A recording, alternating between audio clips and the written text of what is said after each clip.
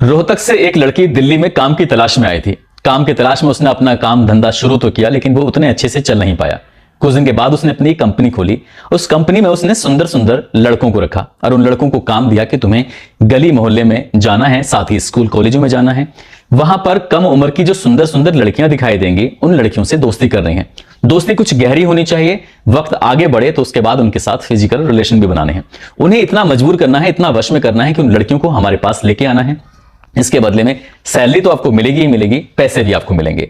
और इस हिसाब से उन लड़कों ने अपना काम बहुत अच्छे तरीके से करना शुरू कर दिया।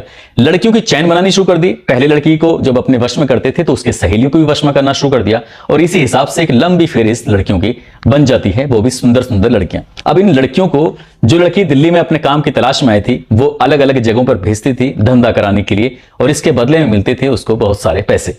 धीरे धीरे करके वो लड़की बन जाती है करोड़पति, और जहां जहां तक उसका नाम पहुंचता है वहां वहां तक लोग उसे जिस्म फरोशी के धंधे की महारानी के नाम से जानते थे। आज कहानी है सोनू पंजाबन की, जिस सोनू पंजाबन से दिल्ली में अच्छे अच्छे लोग डरते थे, थर्राते थे, लेकिन उसकी एक कमजोरी थी, जिससे शादी करती थी पुलिस उसी का ही एनकाउंटर कर दिया करती थी। आज कहानी सोनू पंजाबन की। आदाब, नमस्कार, सत श्री अकाल, मैं उस्मान सैफी। आज की जो सच्ची घटना मैं आपको सुनाने जा रहा हूं, ये सच्ची घटना है राष्ट्रीय राजधानी क्षेत्र दिल्ली की। दरअसल बात कर रहा हूं 9 फरवरी 2014 की सुबह। नजफगढ़ थाना जब खुल रहा था, जब ऑफिसर अपने अपने काम पर आ रहे थे, तब एक लड़की पहले से ही यहां पर आकर इंतजार कर रही थी कि कब बड़े साहब आएंगे, कब आकर उनसे वो अपनी बातचीत की शुरुआत करेगी। जैसे ही बड़े साहब आते हैं, संतरी ने उससे पूछा कि तुम यहां क्या बात है, किस काम के लिए आए हो? तो उस लड़की ने कहा कि साहब, मुझे साहब से बात करनी है। और साहब उससे बातचीत करने लगते हैं। तभी वो कहती है कि रोहतक का रहने वाला एक व्यक्ति है जिसका नाम राजपाल है, और राजपाल के पास उसके कुछ डॉक्यूमेंट्स हैं, कुछ जरूरी दस्तावेज हैं। क्या आप मेरे वो दस्तावेज दिलवाने में मदद करोगे? जैसे अधिकारी ये बात सुनता है तो कहता है कि मेरी कुछ बात समझ में नहीं आई, क्या तुम मुझे शुरू से पूरी बात बताओगे कि आखिरकार बात क्या है? तब वो लड़की जब बात बताती है तो अधिकारी के भी सन रह जाता है सुनने के बाद। दरअसल वो बताती है 9 नवंबर साल 1996 को वो पैदा हुई थी, और जैसे जैसे वक्त आगे बढ़ रहा था, साल 2006 में वो कक्षा 6 में पढ़ रही थी। और इसी बीच में उसके विद्यालय के ठीक सामने एक लड़का रोज आता था, मंडराता था, घूमता था। तो उस लड़के को मैं भी देखती थी, उससे मेरी दोस्ती हो जाती है। वो मेरा बहुत ज्यादा ख्याल रखता था, कभी खाने को कुछ लाके देता था, कभी चॉकलेट, कभी आइसक्रीम, और धीरे धीरे करके उससे उसकी दोस्ती बहुत ज्यादा गहरी हो जाती है। लेकिन तब वो छोटी थी, लेकिन जब 2-3 साल बीत जाते हैं तो दोस्ती बहुत ज्यादा गहरी हो जाती है। संदीप ने उससे एक दिन कहा कि क्या तुम मुझसे शादी करोगे, क्या हम कुछ वक्त दोनों साथ बिताएं? तभी वो लड़की खुश हो जाती है। शायद इन्हीं पलों का वो इंतजार कर रही थी, लेकिन अभी इतनी बड़ी थी नहीं, और उस लड़की ने उस लड़के के साथ जाना पसंद किया, सही समझा। 11 सितंबर 2009 को वो उसकी एक रिश्तेदारी में चली जाती है, जो लक्ष्मी नगर में लगता है। लक्ष्मी नगर में वो घर खाली था। वो लड़का उस लड़की को लेकर अपने साथ रहता है, कई घंटे तक उसके साथ बिताता है, और उसके साथ बारी बारी से फिजिकल रिलेशन बनाए जाते हैं। उस लड़की को इसमें कोई एतराज नहीं था, क्योंकि वो अपनी मर्जी से आई थी, अपनी मर्जी से वहां पर रहती है। लेकिन उस लड़की को नहीं पता था कि जो उसके साथ हुआ है अब इससे भी ज्यादा बुरा होने वाला है। दरअसल उस लड़की को अब यहां से दूसरी जगह लेके जाया जाता है 1-2 दिन के बाद, और वहां ले जाने के बाद उसे बेचा जाता है, उससे जिस्म फरोशी का धंधा कराया जाता है। वो काम जो लड़की शायद अपने किसी के साथ भी करने के लिए ऐतराज कर सकती है, विरोध कर सकती है, क्योंकि वो लड़की उस संदीप से शादी करने के लिए जो आई थी। लेकिन ये पहली बार नहीं था। लड़की नई नई जगह जा रही थी, और नए नए लोगों के साथ उसके साथ फिजिकल रिलेशन बनाए जा रहे थे, नए नए लोग उसके साथ संबंध बना रहे थे। ऐसे ही जब धीरे धीरे करके वक्त आगे बढ़ रहा था, 10-12 जगह से ज्यादा उसे बेचा गया। उसके बाद उस लड़की को एक महिला थी सोनू पंजाबन, फिर उसकी सुपुर्द कर दिया जाता है। सोनू पंजाबन ने कुछ दिन उसे अपने पास रखा, उससे जिस्म फरोशी का धंधा कराया। साथ ही रोहतक का रहने वाला एक व्यक्ति होता है राजपाल, फिर उससे उसकी शादी करा दी जाती है। लड़की राजपाल के पास एज ए बंधक के रूप में रहती है, बंधक बना ली जाती है, और उसके साथ हर दिन वही बलात्कार होता था। उसकी मर्जी नहीं थी, लेकिन मर्जी के खिलाफ भी उसके साथ सब कुछ होता चला गया। और लड़की थी तलाश में कि कब उसे मौका मिले और कब वो वहां से भाग जाए। और एक दिन ऐसा ही मौका मिलता है। लड़की 7 फरवरी 2014 को उस घर से भाग जाती है, और भाग के सीधा दिल्ली पहुंचती है। दिल्ली के नजफगढ़ थाने में जाकर जो पूरी कहानी सुनाती है, वहां का, क्योंकि मामला नजफगढ़ थाने का नहीं था, मामला था हरीश बिहार थाने का, और वहां पर एक FIR दर्ज की जाती है। पुलिस इस मामले की इन्वेस्टिगेशन करती है, जांच करती है, और जांच करने के बाद जो उसमें आरोपी होता है संदीप वेदवाल, पुलिस उसको गिरफ्तार करती है। साथ ही एक और महिला जिसका नाम सोनू पंजाबन होता है, उसको भी गिरफ्तार किया जाता है। और साल 2017 में दिसंबर का महीना था, 25 तारीख थी।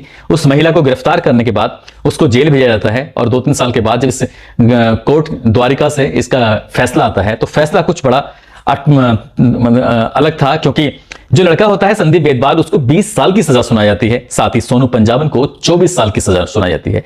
जैसे ही ये सजा सुनाई जाती है उसके बाद ये मामला सोशल मीडिया पर, उसके बाद ये मामला अखबारों में, टेलीविजन पर, हर जगह ये मामला बहुत ज्यादा हाईलाइट हो जाता है। और हर कोई व्यक्ति था जो इस सोनू पंजाबन के बारे में बारीकी से जानने की कोशिश कर रहा था कि आखिरकार वह सोनू पंजाबन है कौन। दरअसल सोनू पंजाबन हरियाणा के रोहतक की रहने वाली होती है। साल 1980 में वो जन्मी थी और उसने अपने वहीं रहकर रोहतक में पढ़ाई की और 10वीं पास करने के बाद, क्योंकि बहुत साधारण से परिवार से थी, गरीब परिवार से थी, उसका असली नाम होता है गीता अरोड़ा। गीता अरोड़ा अब रोहतक से निकलती है दिल्ली में काम की तलाश में। महज 10वीं पास वो लड़की, दिल्ली में नौकरी तो उसको मिलना आसान नहीं था, लेकिन उसने कुछ दिन रहने के बाद ब्यूटी पार्लर का काम सीखा और ब्यूटी पार्लर के काम सीखने के बाद वहां से पता चला कि किस तरह से लड़कियों से जिस्म फरोशी का धंधा कराया जा सकता है। यहीं से उसने कुछ थोड़े गुर सीखे, लेकिन इसी बीच में गुर सीखने के बाद उसने कुछ दिन के बाद एक विजय नाम के एक लड़के से शादी कर लेती है। शादी माँ बाप की मर्जी से ही होती है, सब लोग इसमें शादी से खुश थे, लेकिन बहुत कम लोग जानते थे। जिस विजय से शादी होती है वो हरियाणा प्रदेश का हिस्ट्री शीटर होता है। पुलिस को उसकी पल पल की तलाश रहती थी और लड़की अपना काम कर रही थी, अपने पति के साथ अच्छी जिंदगी जी रही थी। सब कुछ उसकी जिंदगी में जैसे सामान्य होता है वैसा चल रहा था, लेकिन वो नहीं जानती थी। साल 2003 में उत्तर प्रदेश का एक शहर है हापुड़, और हापुड़ में उसकी पुलिस से मुठभेड़ हो जाती है और पुलिस मुठभेड़ में विजय की मौत हो जाती है, मारा जाता है। अब ऐसी स्थिति में ये लड़की, जिसका नाम गीता अरोड़ा होता है, वो अकेली पड़ जाती है। वो करे तो क्या करे, इसके समझ में नहीं आ रहा था, क्योंकि वो ब्यूटी पार्लर के काम से जुड़ी हुई भी थी, लेकिन वहां से उतनी इनकम हो नहीं रही थी। शहर के बारे में कुछ ज्यादा जानती नहीं थी। तभी उसने कुछ जिस्म फरोशी के धंधे में पड़ने के बाद उसकी और बारीकियां सीखना शुरू कर देती है। लेकिन कुछ ही वक्त अभी बीता था, कुछ ही महीने अभी बीते थे। एक दीपक सोनू नाम का एक लड़का होता है, वो इससे प्यार का इजहार कर बैठता है। इससे कहता है कि मैं तुमसे शादी करना चाहता हूं। दोनों फिर शादी कर लेते हैं। पहले पति की क्योंकि मौत हो चुकी ही थी, पुलिस की मुठभेड़ में मारा जा चुका था, इसलिए दीपक सोनू से शादी करती है। और कुछ ही महीने अभी बीते थे कि साल 2004 में दीपक सोनू का भी पुलिस के मुठभेड़ होती है और पुलिस मुठभेड़ में वो भी मारा जाता है। दो पति इसके मर जाते हैं। ये अपने आप को बड़ा अभागी समझ रही थी, क्योंकि काम धंधा इसका इतने अच्छे से चल नहीं रहा था। हालत ज्यादा बद से बदतर हो जाती है। लेकिन एक दिन दीपक सोनू, जो उसका दूसरा पति होता है, उसका छोटा भाई हेमंत सोनू, हमें हेमंत सोनू कहता है कि अगर भाभी आपको ऐतराज ना हो, कोई दिक्कत ना हो, तो मैं आपसे शादी करना चाहता हूं, आपके साथ जिंदगी बिताना चाहता हूं। सोनू यानी कि जो गीता अरोड़ा होती है वो तैयार हो जाती है और इससे बेइंतहा इसको प्यार हो जाता है, क्योंकि जब से इसकी जिंदगी में, हेमंत सोनू की जिंदगी में आई थी, इसकी जिंदगी की पटरी बहुत तेजी से चलने लगती है। और उसने एक अपना कंपनी बनाई और उस कंपनी में उसने सुंदर सुंदर लड़कों को रखना शुरू कर दिया। उन सुंदर सुंदर लड़कों का काम था, वो स्कूल कॉलेज की तरफ जाया करते थे। सुंदर सुंदर लड़कियों को वो अपने वश में क्या करते थे, उनसे प्यार मोहब्बत का नाटक किया करते थे और उनके साथ फिजिकल रिलेशन बनाया करते थे और वही लड़कियों को बुला के दिया करते थे इस गीता अरोड़ा के पास। और जब हेमंत सोनू से ही शादी कर लेती है तो अपना नाम ये गीता अरोड़ा से बदलकर सोनू पंजाबन अपना नाम रख लेती है। ऐसा बताया जाता है कि तीसरे पति की वजह से, क्योंकि उसका नाम के पीछे हेमंत सोनू जो लिखा हुआ था, फिर इसे लोग सोनू पंजाबन के नाम से जानने लगते हैं और इसके पास फिर लड़कियों की डिमांड आना शुरू हो जाती है। लड़कियों से के नाम पर ये 20-25 हजार रुपए वसूलती थी और बड़े बड़े लोगों के पास लड़कियों को भेजा करती थी। लोगों की डिमांड होती थी सुंदर सुंदर लड़कियों की, और ऐसी लड़कियां जो स्कूल में पढ़ रही हैं, ऐसी लड़कियां जो कॉलेज में पढ़ रही हैं, ऐसी लड़कियां जो मॉडलिंग के क्षेत्र में अपना करियर बनाना चाहती हैं, ऐसी लड़कियां जो फिल्म में अभिनेत्री बनना चाहती हैं या फिर किसी टीवी सीरियल में काम करना चाहती हैं, ऐसी लड़कियों की लंबी फेरिस्त बन जाती है। और लंबी फेरिस्त बनने के बाद इसकी जिंदगी में सब कुछ ठीक चल रहा था कि साल 2006 में ये हेमंत जो सोनू होता है, इसका भी पुलिस से आमना सामना होता है और हेमंत सोनू भी पुलिस की मुठभेड़ में मारा जाता है। हेमंत सोनू का एक दोस्त होता है अशोक बंटी। फिर अशोक बंटी ने पूरा काम संभाल लिया, लेकिन अशोक बंटी ने शादी नहीं की थी। अब ये सोनू पंजाबन के नाम से धीरे धीरे करके पूरी दिल्ली में विख्यात होने लगती है, बहुत ज्यादा मशहूर होने लगती है। लेकिन इसकी बदकिस्मत ये थी कि अशोक बंटी के साथ भी ज्यादा दिन तक रुक नहीं पाती, क्योंकि अशोक बंटी का भी पुलिस से आमना सामना होता है और पुलिस की मुठभेड़ में ये लड़की नहीं बल्कि अशोक बंटी जो होता है वो भी पुलिस की मुठभेड़ में मारा जाता है। अब सोनू पंजाबन अकेली थी, उसे लोग गीता अरोड़ा के नाम से कम जानते थे और सोनू पंजाबन के नाम से ज्यादा जानते थे। जो उसने अपनी कंपनी बनाई थी, कंपनी में जो लड़कों को उसने सैलरी दी थी, साथ ही लड़कियों को भी सैलरी देना शुरू कर देती है। लड़कियों से कहती है कि ज्यादा से ज्यादा लड़की लेके आओ। इसलिए इस धंधे की खास बात यह थी कि लड़कियों का कोई एक जगह धंधा नहीं कराया जाता था, बल्कि कॉल पर लड़कियों को बुलाया जाता था, जैसे कॉल गर्ल को बुलाया जाता है, और उनकी बाकायदा फोटो भेजी जाती थी कि जो भी सुंदर लड़की आपको पसंद आती है आप इस लड़की को बुला सकते हैं और इसके बदले में अच्छी रकम दे सकते हैं। इसी तरह से धीरे धीरे करके वक्त आगे बढ़ रहा था।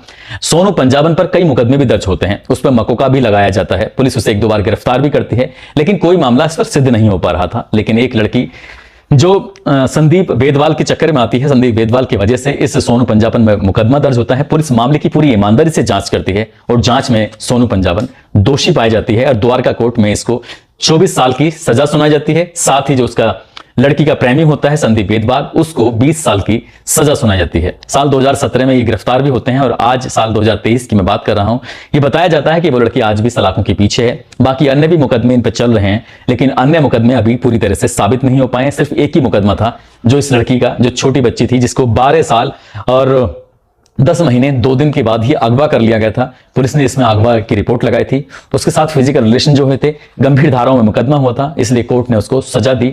और जो जिस्म फरोशी के धंधे की महारानी थी वो सलाखों के पीछे पहुंच जाती है। फिर चारों तरफ ये हाईलाइट भी हो जाती है। यही नहीं, एक फिल्म आई थी फुकरे। फुकरे में एक भोली पंजाबन का किरदार एक महिला ने निभाया था। उस भोली पंजाबन का किरदार जो प्रेरित था वो इसी सोनू पंजाबन के किरदार से ही प्रेरित था, लेकिन ये जिस्म फरोशी के धंधे में पड़ी हुई थी। फिलहाल ये सलाखों के पीछे है। अब इसका जो मामला है, बताया जाता है कि इसने इस धंधे से करोड़ों रुपए की संपत्ति अर्जित की थी, बहुत बड़े पैसे कमाए। इसके नाम से लोग थर्राते थे, घबराते थे, क्योंकि ये दिल्ली की बड़ी डॉन के रूप में भी मशहूर हो जाती है।